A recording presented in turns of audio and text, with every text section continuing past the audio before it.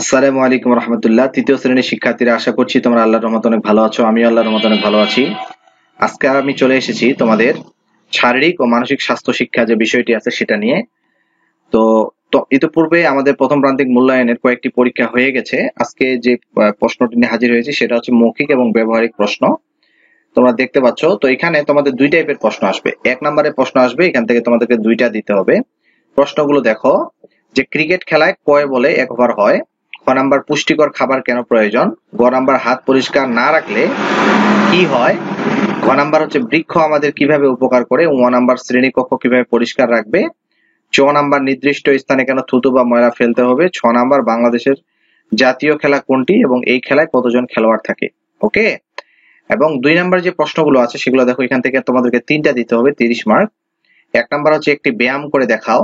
2 নাম্বারে শপথ বাক্যটি পাঠ করে শোনাও। 3 নাম্বারে তালে তালে পা ফেলে ব্যায়াম করে দেখাও। ঘ নাম্বারে যেটা থাকবে সেটা হচ্ছে হাতের ব্যায়াম করে দেখাও। 5 নাম্বারে থাকবে তালে তালে কিভাবে মার্চ করতে হয় তা দেখাও। চ নাম্বারে ডিগবাজি করে দেখাও। ওকে, এই ছিল আমাদের প্রশ্নটি। তো আশা করছি তোমরা প্রশ্নটি প্রথম থেকে শেষ পর্যন্ত যারা দেখেছো তাদের কাছে প্রশ্নটি খুব সহজ মনে হয়েছে। তো ঠিক আছে, সবাই ভালো থেকো, সুস্থ থেকো, পরীক্ষার জন্য প্রস্তুতি নিও। আজকে এই পর্যন্তই। আসসালামু আলাইকুম ওয়া রাহমাতুল্লাহ।